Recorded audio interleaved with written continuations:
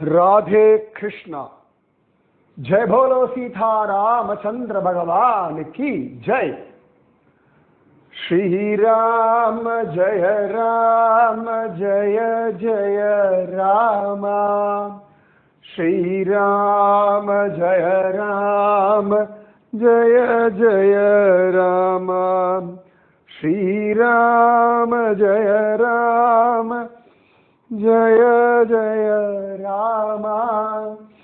श्री राम जय जय राम।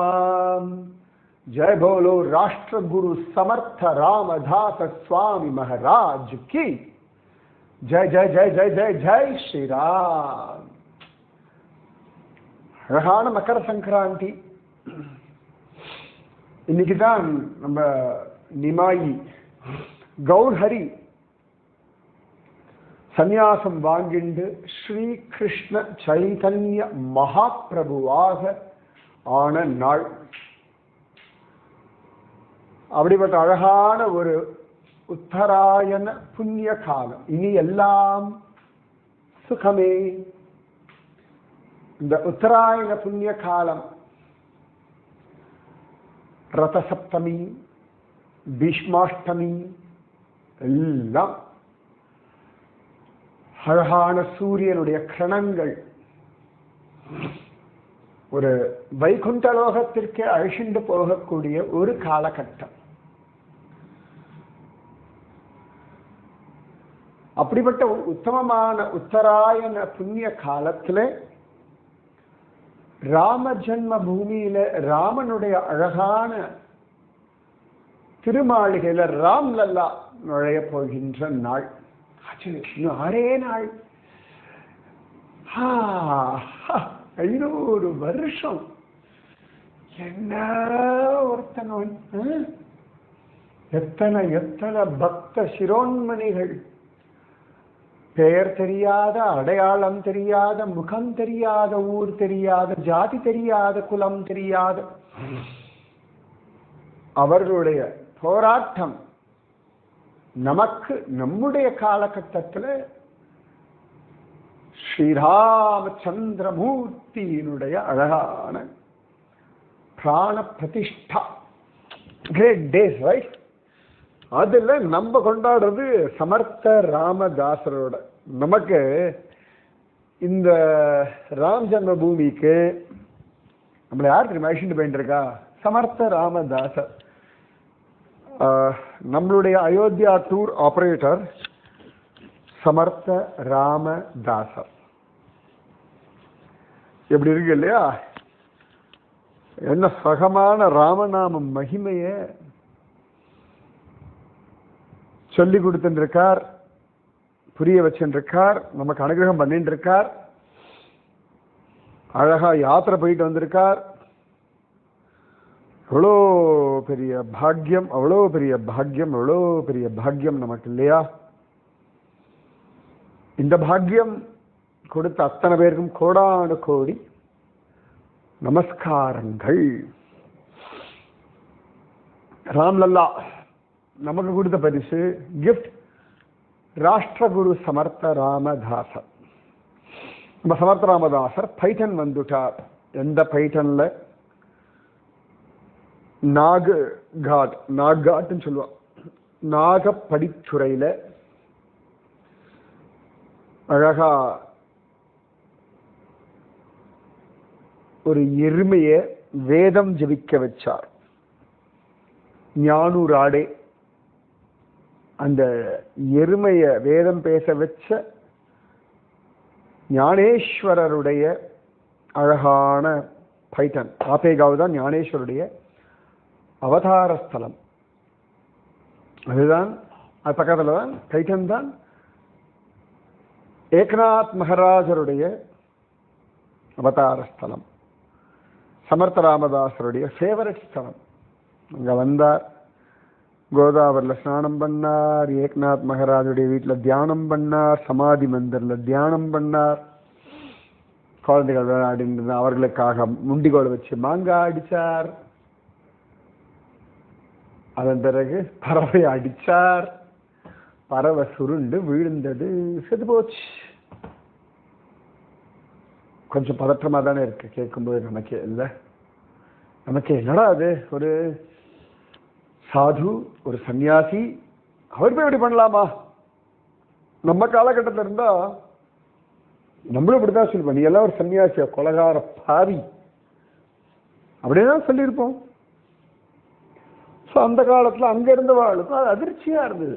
ஏன்னா அது ஒரு மகோன்னதமான ஒரு விஷயம் இல்லையா, துறவரம், சந்நியாசம் அப்படின்றது எல்லாருக்கும் தலைவன் இல்லையா. ஸோ அப்ப சன்னியாசி ரொம்ப சரியா இருக்கணுமே. கபட சன்னியாசிகள் நிறைய பேர், நான் ஏற்கனவே சொல்லியிருந்தேன், நிறைய பேர் வயிற்று பழப்புக்காகவே சன்னியாசிகள் மாதிரி சாது வேஷம் போட்டு அலைஞ்சிட்டார். நிறைய பேர் ஏமாத்திரம்னா சன்னியாசியாக அலைஞ்சிருக்கேன். இன்னைக்கும் நான் பார்த்துருக்கேன் பல இடங்கள்ல. முக்கியமாக நான் பார்த்தது எங்க, நம்ம உத்தராகண்டில் தான் நிறைய நான் பார்த்துருக்கேன். அது அப்படிதான், இன்னும் எல்லா பக்கமும் எல்லா காலத்துலேயும் அந்த மாதிரி ஏமாத்துறவாள்லாம் இருக்கத்தான் செய்வா. அதெல்லாம் தாண்டி தான் சனாதன தர்மம் வாழ்ந்துட்டு வச்சுக்கோங்க, சரியா? அப்போ கத்துன்னு கத்துறா. அப்போ அவர் கேட்குறா, சார் என்ன பண்ணணும்னு சொல்லுங்க. என்ன பண்ணணும் எங்கிட்ட கேட்டால், பாவம் பண்ணது நீ. இதே ஊர்லேயே நல்ல சாஸ்திரம் தெரிஞ்ச ஒருத்தர் இருக்கா, நாங்கள் போய் அவர் கூட்டிட்டு வரோம், அவர் சொல்றது தான் சரி சொல்லுங்க. உடனே அவரை போய் கூட்டிட்டு வந்துட்டான். அவர் பெரிய வித்வான், அவ்வளவு அழகா சாஸ்திரம் எல்லாம் தெரிஞ்ச ஒருத்தர். அவர் பெயர் மகாதேவ் சாஸ்திரின்னு பேர். அந்த மகாதேவ் சாஸ்திரியை கூட்டுண்டு வந்துருவா. அவர் சொல்வார், நீ எவ்வளவு பெரிய பாவம் பண்ணிருக்காய் தெரியுமா, காவி வேற உடுத்தின்னு இருக்காய். இவர் தன்னுடைய விஷயத்தை நியாயப்படுத்தவும் இல்லை சமர்த்த ராமதாசர். இல்ல நான் மாங்காய் தான் அடிச்சேன், பசங்க தான் சொன்னாங்க அதனால அடிச்சேன், அவளுக்கு நான் நிரூபணம் பண்றதுக்காக அடிச்சேன், இதெல்லாம் எதுவுமே சொல்ல. ஏன்னா காரண காரியங்களை விட இப்ப நடந்திருக்கிறது என்ன, ஒரு பறவை அடிபட்டு செத்து போச்சு. அகஸ்மாதா எதையோ அடிக்கும் பொழுது அந்த பறவை மேல பட்டு அது கீழே விழுந்தாலே செத்து போனாலே பாவம். இது குறிபாத்து வேற அடிச்சிருக்க. இப்போ ஒரு க்ஷத்ரியன் ஒரு அப்படின்னா ஒரு வேடுவன் அடிச்சான்னா அதுக்கான பாவம் வேற, ஒரு எல்லையில குறைஞ்சிடும். இப்போ எப்படி ஒரு திருடுறான் அப்படின்னா அது வேற விஷயம். போலீஸ்காரன் திருடினா இன்னும் பாவம் ஜாஸ்தி இல்லையா? அதுவும் ஒரு ஜட்ஜு திருடுறாருன்னா, ஒரு ராஜா திருடினான்னா அந்த மாதிரி தான். இவர் குறிபாத்த அடிச்சிருக்காரு. நான் ஒன்றும் சொல்ல, அந்த மகாதேவ் சாஸ்திரி வந்தார். நான் சொல்றதெல்லாம் பண்ணா உன் பாபம் போகும். சரி சொல்லுங்க பண்றேன். ஆர்கியூவே பண்ணல சமர்த்த ராமதாசர். போ கோதாவரியில குளிச்சுட்டு வா, ஸ்நானம் பண்ணிட்டு வா. போனார், ஸ்நானம் பண்ணார். அப்புறம் அவரு சாஸ்திரோர்த்தமான சில கர்மாக்கள்லாம் பண்ண சொன்னார். அந்த அக்னி எல்லாம் பண்ணி ஏற்பாடு ஏற்றி வச்சு தானங்கள்லாம் கொடுத்து நல்லா உண்டோ ஒரு சாஸ்திரோர்த்தமா கரெக்டா ப்ராப்பரா சாஸ்திரத்துல இந்த மாதிரி பாவத்திற்கு என்ன பரிகாரம்னு சொல்லப்பட்டிருக்கோ அதை பண்ணோம் சொன்னா. பண்ணிட்டார். பண்ணி முடிச்ச உடனே சொன்னார் மகாதேவ் சாஸ்திரி, இனி உன் தலையில ஒரு பாவமும் இல்லை, நீ எல்லா பாவங்களிலும் விடுதலை ஆயாச்சு, நீ பழைய மாதிரி சந்தோஷமா நாமஜபம் நிம்மதியா இருக்கலாம் அப்படின்னா. இது வரைக்கும் சமர்த்த ராமதாசன் ஒண்ணுமே சொல்ல, அப்படியே கரெக்டா ஃபாலோ பண்ணார். அவருக்கு அதுவே ரொம்ப சந்தோஷமா இருக்கு மகாதேவ் சாஸ்திரிக்கு. இப்ப சமர்த்த ராமதாசர் கையை கூப்பிட்டார். எல்லாரும் பார்த்துட்டு இருக்கா. சமர்த்த ராமதாசர் சொன்னார், நீங்க சொன்ன ரொம்ப சந்தோஷம், என் பாவம் எல்லாம் போயிடுது, நான் என் வாழ்க்கை பாவம் இல்லாத முன்னாடி இந்த பறவை அடிக்கிறதுக்கு முன்னாடி எனக்கு இருந்த அதே வாழ்க்கை கிடைச்சாச்சு, என்னோட பாவங்கள் எல்லாம் போயாச்சுன்னு சொல்லி. அப்படின்னா இந்த பாவம் போயிடுதுன்னா அந்த பறவை உயிரோட வரணும் இல்லையா அப்படின்னு விட்டார். சுருக்கு எடுத்து இந்த மகாதேவ் சாஸ்திரிக்கு இப்படி பார்த்தா, கஷ்டப்பட்டு உனக்காக கர்மாக்கள் பண்ணி சாஸ்திரோர்த்தமா எல்லாம் பண்ணி உன்னை பாபத்திலேருந்து விடுவிச்சா எனக்கு திமிரெடுத்து அலையிறியோ? பாபம் பெய்டுத்துன்ற திமிரா? அறிவில்லை உனக்கு? திருப்பியும் பாவத்தை சேர்க்கிறியோ? அகம்பாவம். சமர்த்த ராமதாசர் ரொம்ப நிதானமா, இல்லை இது போயிடுத்து எனக்கு இல்லை அப்படின்னா, அப்ப நான் பண்ண அந்த பாவம் போயிடுத்துன்னா அந்த பாவத்தினாலே மரணம் அடைஞ்ச அந்த பறவைக்கு உயிர் வரணும், அதானே நியாயம்னு. இன்னும் கோபம் கத்து கத்து கத்துன்னு கத்துற. நம்மள மாதிரி ஒரு ஆள் போல இருக்கு. கத்துற. ஏன்னா அது வந்து கொஞ்சம் கிண்டலா இருக்காம இருக்கு. அவர் நிஜமா கிண்டல் பண்ணல சமர்த்த ராமதாசர். இவர் அதை கிண்டலா எடுத்துனுட்டார். என்னடா முட்டாள் மாதிரி பேசல. அதான் அதான் வயசு எப்படி? எப்ப சன்னியாசம் வாங்கிட்ட? யார் உனக்கு குரு? என்ன சம்பிரதாயம்? ஆவுன்னா அவன் ஒரு காவியை கட்டிக்க வேண்டியது, சன்னியாசின்னு சொல்ல வேண்டியது, கிடைக்கிறத சாப்பிட வேண்டியது, தாடியும் மீசையும் வளர்த்துக்க வேண்டியது, கையில ஒரு தண்டம், ஒரு ஜபமாலை, ஒரு கமண்டலு, ஒரு பாதுக, தெரு தெருவா ஊர் ஊரா எங்க சோறு கிடைக்கிறதோ அலையிறது ஆண்டிகளா. அப்புறம் சாஸ்திரம் இதெல்லாம் குறை சொல்றது. என்ன யாரா நீ? இப்ப அடாபடான்னு பேச ஆரம்பிச்சுட்டா. சமர்த்த ராமதாசனுக்குலாம் விலை கொடுக்கல. சுவாமி நான் கேட்கற ரொம்ப தெளிவா கேட்கிறேன் சுவாமி, என்னுடைய பாவங்கள் போயிடுது, நான் சுத்தம் ஆயிட்டேன் அப்படின்னா அது அடிச்ச பாவம் தானே, அப்ப அந்த பாவம் போயிடுத்துன்னா அந்த ஜீவனுக்கும் திரும்ப உயிர் வரணும் இல்லையா அப்படின்னா இன்னும் கடுப்பாயிட்டார் மகாதேவ் சாஸ்திரி. ஏன்னா அவர்கிட்ட இதுக்கு பதில் இல்லை. பாபம் இதற்கு பரிகாரம் இவ்வளவுதான் தெரியும். சாஸ்திரம் இஸ் வெரி குட் இன் சாஸ்திரம். பரிகாரம் பண்ணியாச்சுன்னா இது நடக்கணும் இல்லையா, திரும்பி ரிவர்ஸ் ஆகணும் இல்லையா? அவர் இது சமர்த்த ராமதாசருடைய சிந்தனை. இவர்கிட்ட பதில் இல்லை. இது வரைக்கும் யாரும் அப்படி கேட்டதில்லை. இவருக்கு கோபம், அவருடைய ஈகோ ஹர்ட்டா இருக்கு, பதில் இல்லை. சமர்த்த ராமதாசர் அந்த பறவைங்க தான் கிடக்கு, அப்படியேதான் ஓரத்துல கிடக்கு. சமர்த்த ராமதாசர் இந்த பறவையை போய் இப்படி எடுத்தோன்னு இன்னும் கத்துறா, படுவாவி எல்லாத்தையும் மனிதன் திருப்பி அந்த பணத்தை போய் தொடரையடா, இன்னும் பாவத்தை சேர்த்துக்கிற, உனக்கு பரிகாரம் பண்ணதே தப்பு. சமர்த்த ராமதாசர் இப்ப பதில் ஒன்றும் சொல்ல, அவரையும் பார்க்கல, அந்த பறவையை எடுத்திருந்தார், கையில் அப்படி வச்சிருந்தார். ஹே ஜீவனே, நான் சுத்தமானவன், சாஸ்திரப்படி சுத்தமா ஆயிட்டேன். அப்ப உனக்கும் புது வாழ்க்கை கிடைக்கணும், உனக்கும் பழைய வாழ்க்கை ஆனா புதுசா கிடைக்க போறது. என் ராமன் இருக்கான் பாத்தியா, என் ராமராயன் மகோன்னதமானவன். என்ன பாவத்திலேருந்து விடுவிக்கிறதுக்கு ஒரு சாஸ்திரத்தை வச்சிருக்க அதே ராமச்சந்திரமூர்த்திக்கு ஒன் உசிரையும் கொடுக்க முடியும் குழந்தை. என் ராமராயா இருக்கான் பாத்தியா, அவனால யாருக்கும் ஒரு கஷ்டம் வராது. அவனுடைய பக்தர்களாலையும் ஒருவருக்கும் ஒரு கஷ்டமும் ஒரு நாளும் வராதுமா.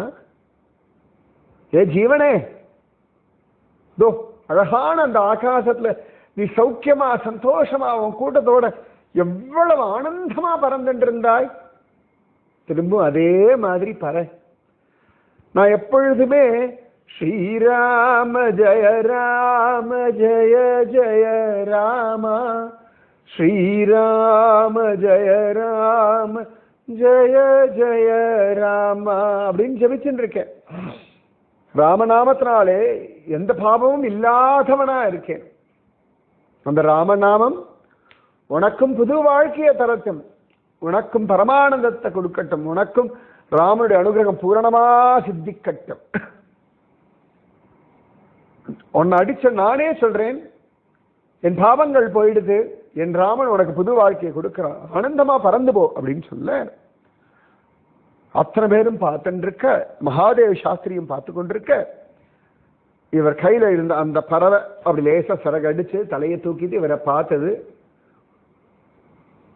புல்லும் சிலம்பினகான் அப்படின்ற மாதிரி அப்படி அவரை பார்த்து ஒரு கத்திட்டு அப்படி கையில விருட்டு அப்படி பறந்து அப்படி ஜம்முன்னு போச்சு. அத்தனை பேரும் பார்த்துட்டு இருக்கா. கோதாவரி நதி தீரத்துல பிரமிச்சு போயிட்டு அத்தனை பேரும். இது எப்படி சாத்தியம்? அது அடிக்கிறத பார்த்தா, கீழே விழுறத பார்த்தா, இவ்வளவு நேரம் அது செத்து கிடந்ததை பார்த்தா யாரும் தொடவும் இல்லை, செதுப்பே கிடக்கு. இது சுத்தி வச்சுருந்தா எல்லா காரணமும் பண்ணியிருக்கா. அது பாட்டு ஓரத்தில் இருக்கு. அது சரீரத்தை கொண்டு அக்னியில போடல, குழி தோண்டி புதைக்கல ஒண்ணு. ஆனா இது வாய்ப்பே கிடையாது. கண் எதிர்க்க திடுக்குன்னு எடுத்து மகாதேவ் சாஸ்திரிக்கு கண்கள்ல இருந்து கண்ணீர், கையை அப்படி கூப்பிண்டார். அந்த பறவையே பார்க்கிறார். இவ்வளவு நாள் சாஸ்திரம் பரிகாரம் எல்லாம் சொன்னேன், ஆனா எவ்வளவு தூரம் எனக்கு நம்பிக்கை இருந்தது. இப்ப கூட இந்த பையன் இல்ல, இவர் கேட்ட பொழுது முதல்ல இந்த பையன் வந்தது, அப்புறம் இல்ல இல்ல இவர் கேட்ட பொழுது கூட எனக்கு அகம்பாவம் தானே தலைக்கு தூக்கிட்டு, இந்த குழந்தை நியாயம் தானே கேட்கறான்னு எனக்கு தோணலையே.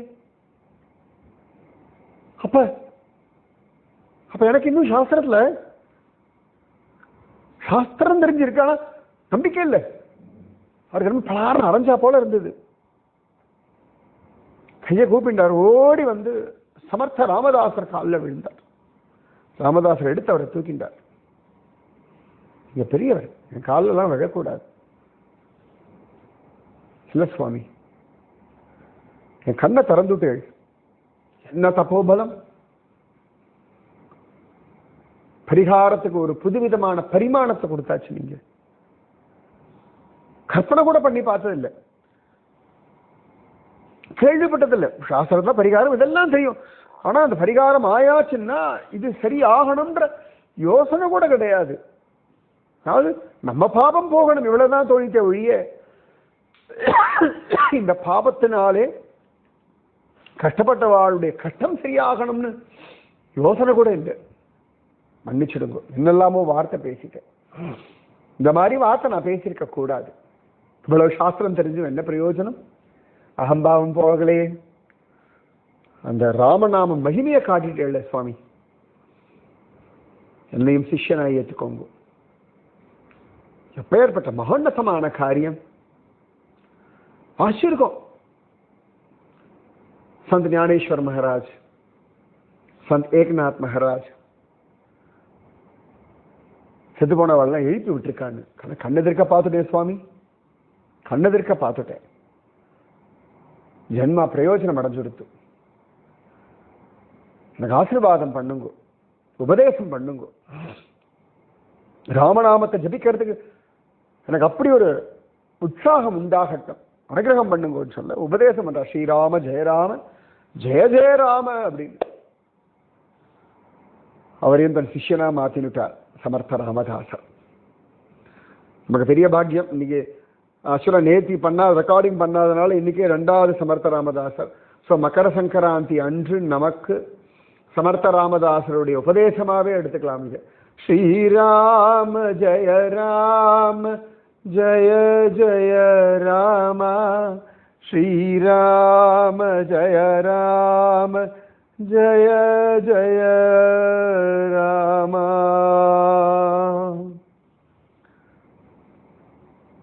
அங்க இருக்க அத்தனை பேரும் சமர்த்த ராமதாசர் காலில் விழுந்தார்கள். வேற ஒன்றும் சொல்லலை. அவர்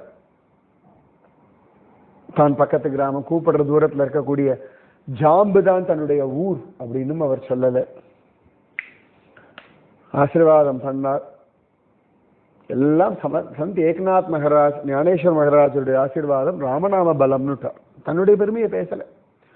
அதானே மகாத்மாக்கள். இப்ப இந்த பறவைக்கு உயிரெல்லாம் கொடுத்து பறந்த உடனே டக்குன்னு அவருக்கு அவரோட அம்மா ஞாபகம் வந்தது. இப்ப அந்த பறவைக்கு அம்மா மாதிரி தானே அவர் ஆயிட்டார். நினைச்சா 36 வருஷம் ஆயாச்சு. ஒரு 8 போய் அம்மாவை பார்க்கலாமா அப்படின்னு அவருக்கு ஒரு தோணல். சாதுவா இருந்தா என்ன, சன்னியாசியா இருந்தா என்ன, பெற்ற தாய்க்கு என்னைக்குமே கடன்பட்டவர்கள் தானே நாம் எல்லாருமே.